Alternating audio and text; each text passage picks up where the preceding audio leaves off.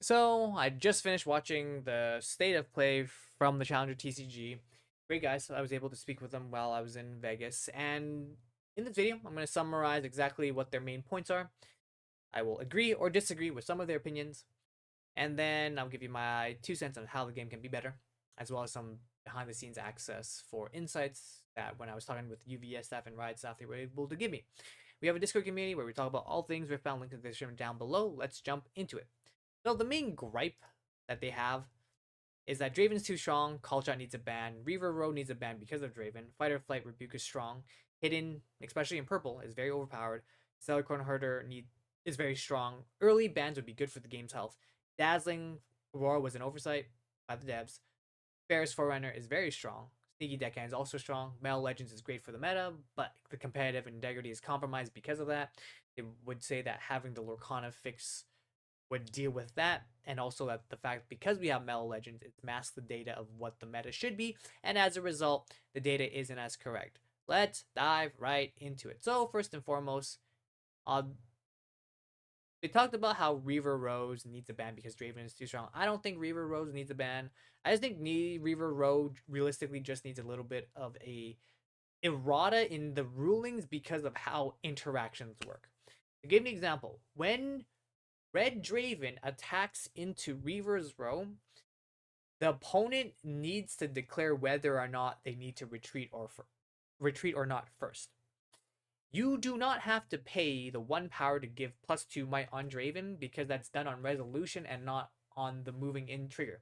I personally believe it's more intuitive that when I attack, when I defend trigger, it should be when Red Draven moves into a battlefield, he needs to decide right there and then to pay the power to get +2 to himself, and then the opponent can then decide to do triggers Reaver's Row and then go back. Because right now, with how Reaver's Rows work, Draven can just go in, not trigger his +2.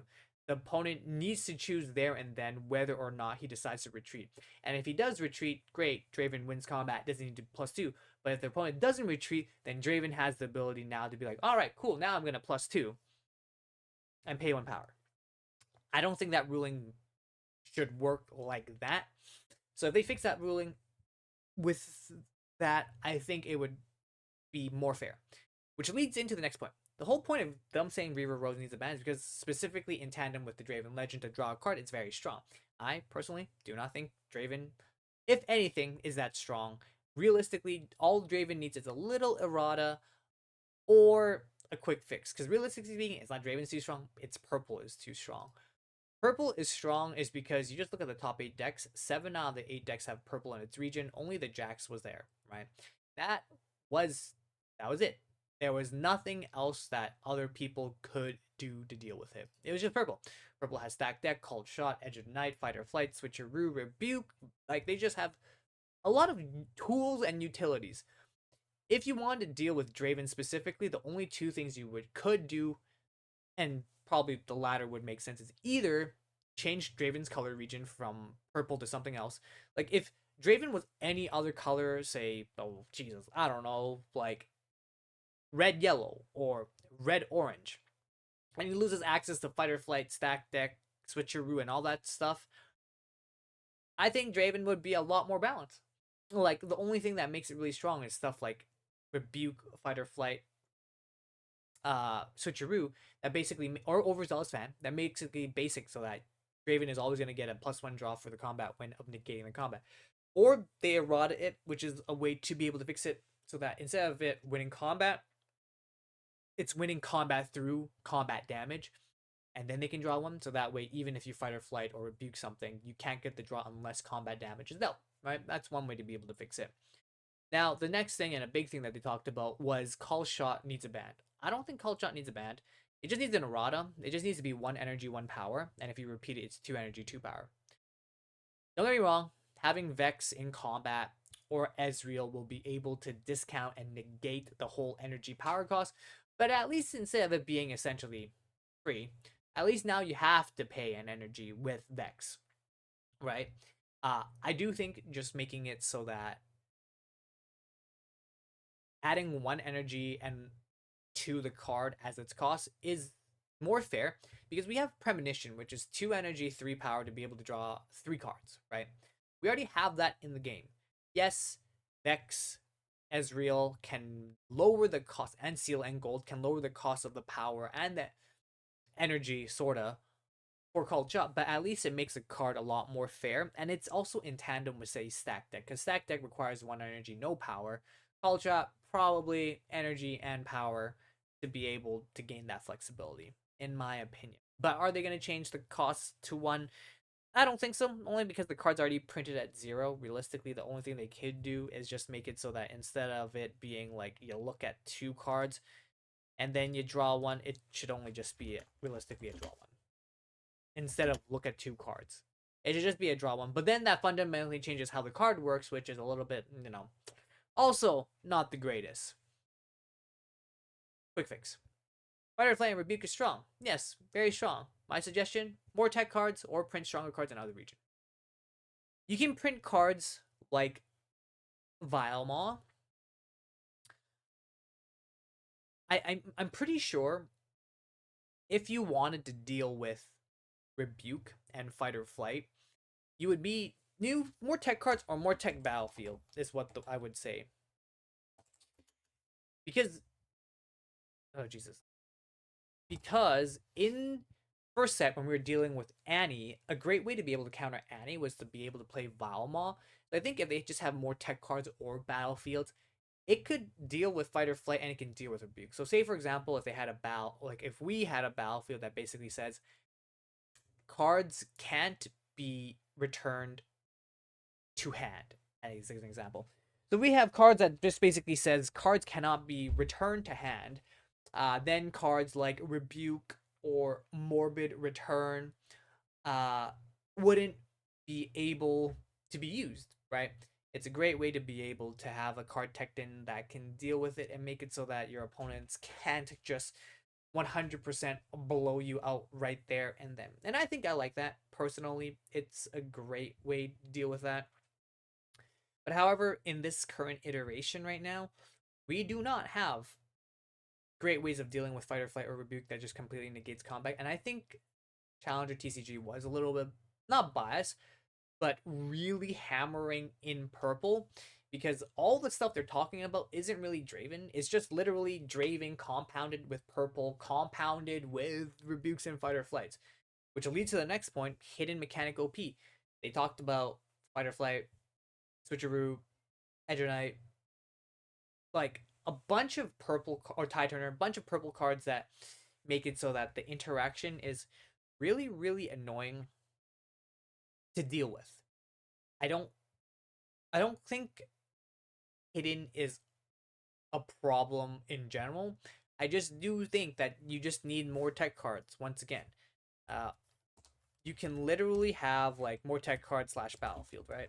You could literally just have a battlefield that says you cannot hide cards here, or you can have a battlefield which basically states, yeah, you can't hide cards here, or you can a battlefield could say hidden cards cost 1 energy, 1 power to reveal, right?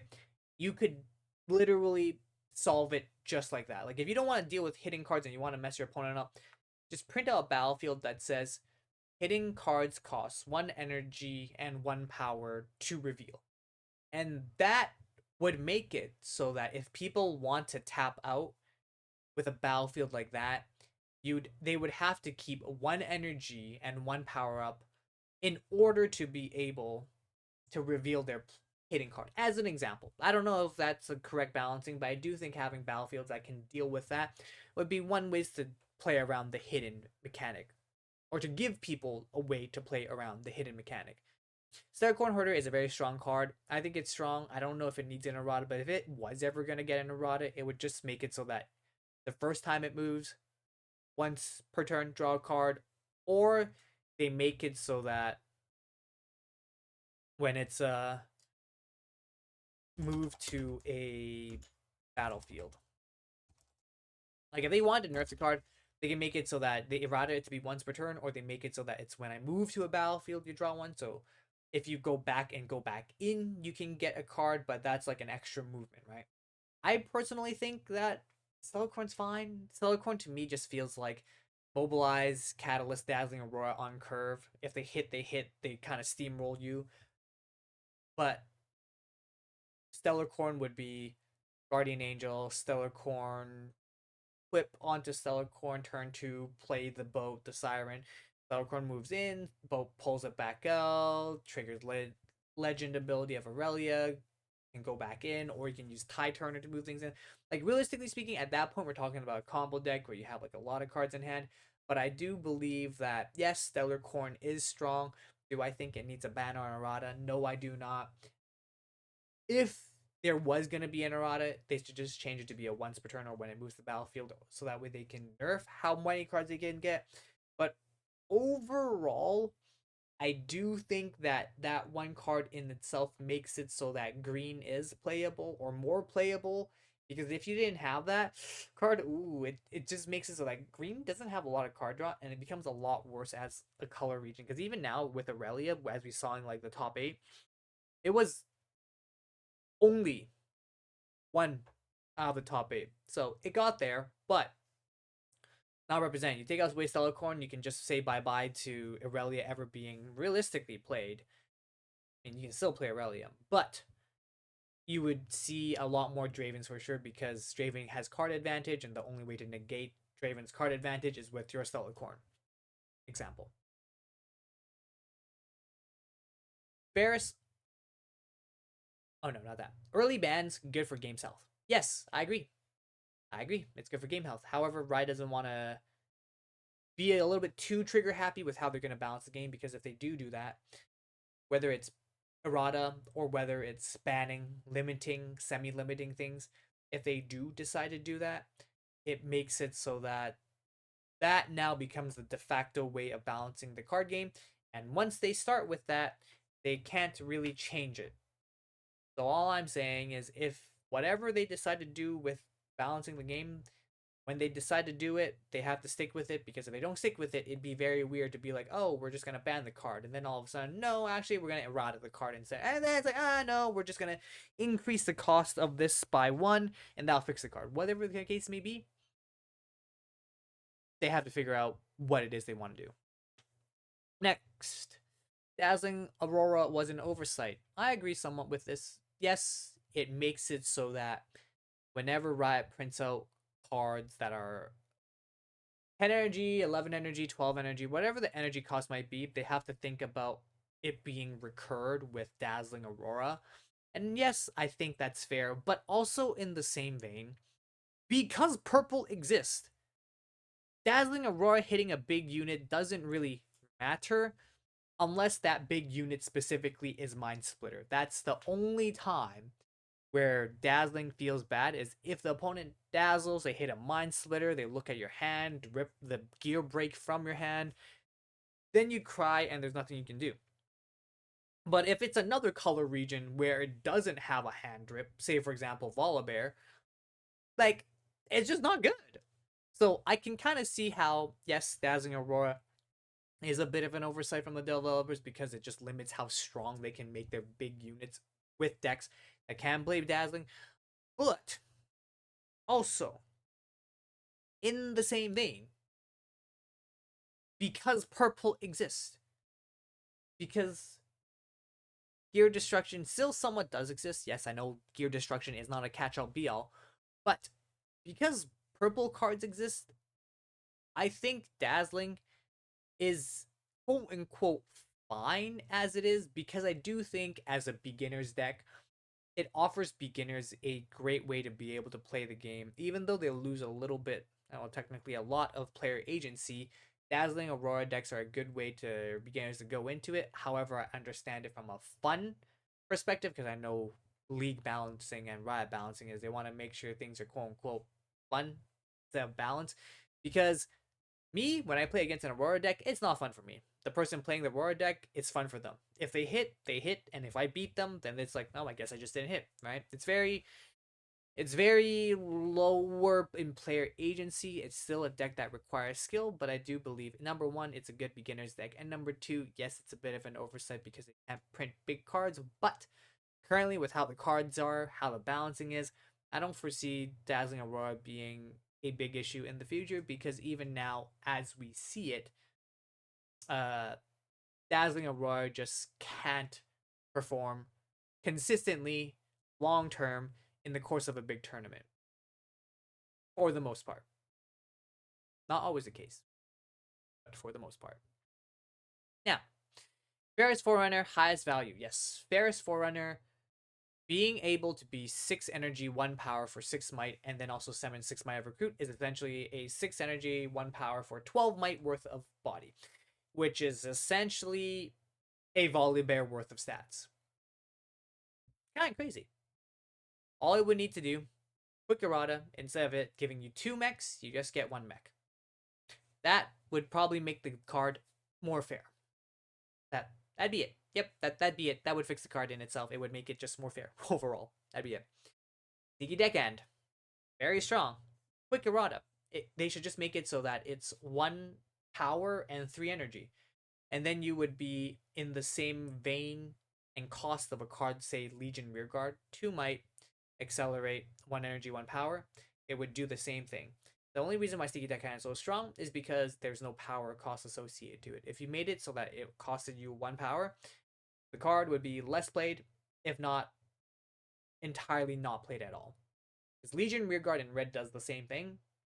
Accelerate, goes in, gets a battlefield for 1. To play it turn 2, going third. But the fact that Sneaky Deckhand doesn't deramp you is just the worst part. If Sneaky Deckhand deramped you a power, I think it'd be more fair. But the fact that it doesn't is just ultra punishing, because typically how it works is turn 1, 2 drop. Turn 1, person going second puts the Sneaky Deckhand 3 drop. Either, when it goes back to my turn, when I have 4 runes up, either I trade 1 for 1 with Sneaky, which is not good, or I play an amp spell to get over Sneaky and not play a 4 cost and play a 2 cost or a 3 cost, right? So that becomes one of the issues where it's either option is not great, because either I kill it with an amp spell to get over it, I lose a card, gain a point back, or I ignore the Sneaky Deckhand, get a point for myself, or give you a hold and then develop a 4 cost. Or I just trade with it 1 for 1, and then I develop a board. And all of which don't feel great. And that's why Sneaky's a bit strong. Metal Legend is great for the meta, 100% agree. It diversifies the meta in a way that no other card games I've ever done, so I really like that. However, it introduces a bit of an issue with competitive integrity because people will bribe, extort, split cards, which is a different conversation in itself. However, I do believe it's okay in the sense that I see it very similar, akin to people making it to top 8 of their bracket and them deciding to ID to guarantee them making it into top 8, or like, yeah, cut into top 8. Because ID is a thing, I think people being able to split their cards is fair, but then you have to distinguish between the fine line of, yeah, we're splitting because it makes sense for me to go, and I'll give you a little bit of a profit for when I sell the card because I have nothing to lose, but you have everything to lose. But then you go into this weird territory of blackmail and extortion. So I understand why the competitive integrity is quite important, because it's just really hard to be able to avoid these conversations, especially if you have the Metal Legends in play. However, what they recommended was the Lorcana fix, which is each threshold you would get a promo card, because it's very easy, cheap to print, right? I think that's fair. It's cheap to print. You would do the Lorcana fix where top 64 gets a promo card, and if you're top 32, you get promo card again. Top 16, you get the promo card again. Top 8, get the promo card again. So you basically make it so that there's a promo card that you can keep getting as long as you do well and higher. I think that's fair. I think that's a great way, especially if they made the promo card more exclusive. However, that just means they have to print a lot more promo cards. For example, if they made it so the top 64 would be able to get a, I don't know, say a alt art skinned Ari card, for example. If they did an alt art skin Ari card for tournament top 64, I'm pretty sure that card would be worth a lot of money because it's Ari. It would give people an incentive to keep competing because they can get multiple copies of that Ari, especially if they make all the specials. So I think that would be a good way to be able to deal with that. And last but not least, one of their main concerns was that metal cards mask the data, which I agree. They were talking about how because you have the best of legends, it introduces a lot more rogue decks into the meta, so it makes it more diversified. However, if you looked at the game without the best of legends, then you would assume that all the rogue decks would disappear, and that Draven, Relias would be the only, and Ezreal, and would basically top tier decks would be the only ones that really exist, and that in itself is not a good indication of what the meta is, because what the meta is technically right now is Draven, Irelia, Ezreal, Rogue decks, when realistically, if there was no top of Meta Legend, it would just be Draven, Irelia, Ezreal, predominant, and Volibear, zero, not zero, but I would say much less represented, Lux, much less represented. Basically, people playing to win versus people playing for the best of card would change how people play the game drastically, completely how that would work. So that is just how I see it. Now, from a competitive point of view and a judge point of view, I can kind of see how players see this and want the game to be better. Because when I look at this from a judge perspective, the competitive integrity is a big one. Judges, it might not look like it, but we keep an eye for collusion, for when people try to split pricing. We do our best to keep an eye on things, but there's not much we can do if a player finds their best of counterpart in contention for, and they talk about a deal outside of a judge's view, and they agree to something, and that dictates the result of the match regardless. Like, yes, I kind of understand where people are coming from, but we as judges, we do have systems in place to be able to make it so that collusion and people splitting prizes like blackmail, extortion is less likely, but it's not perfect. When it comes to cards like Called Shot being very strong, or people playing Miracle decks and turns taking too long because people's lines is extremely deep and complex, that is also something we are aware of. However, slow play is just doesn't have a good remedy, because all we have is we can give a person a warning, but the issue is there isn't a specific exact ruling for how long slow play can be, because as judges, we're not supposed to look at an opponent's hand and then based off of that info tell the player to hurry up because they have no legal play left, or to do something because they only have just one play left. The most that we judges can say to a player if we think they're slow rolling or slow playing is to just sit at the table and just tell them to maintain pace of play until we have a better, more defined ruling for what the exact definition of slow play is with an exact time limit. We're not going to be able to police slow play properly. Last, but also not least, metal cards mass data.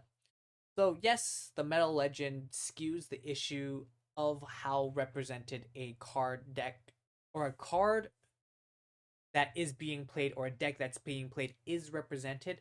But I think overall, in terms of the meta, I do think it's in a quote unquote healthy spot, in the sense that because Metal Legends exists, the meta is more diverse than it could be.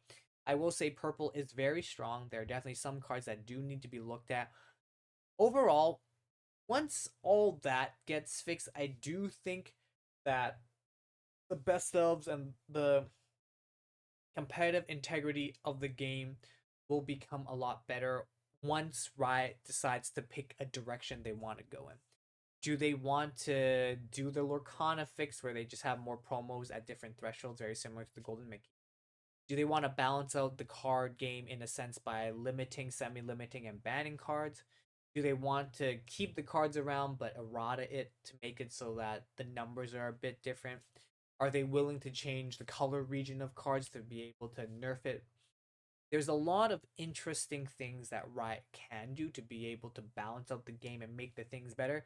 But I'm pretty sure right now they're just being very careful before they start making very big tweaks to their game, like a ban list or a full on errata list or a rules change list or a tournament policy change list, only because those changes are massive changes for the long run and longevity of the game because of just how new the game is.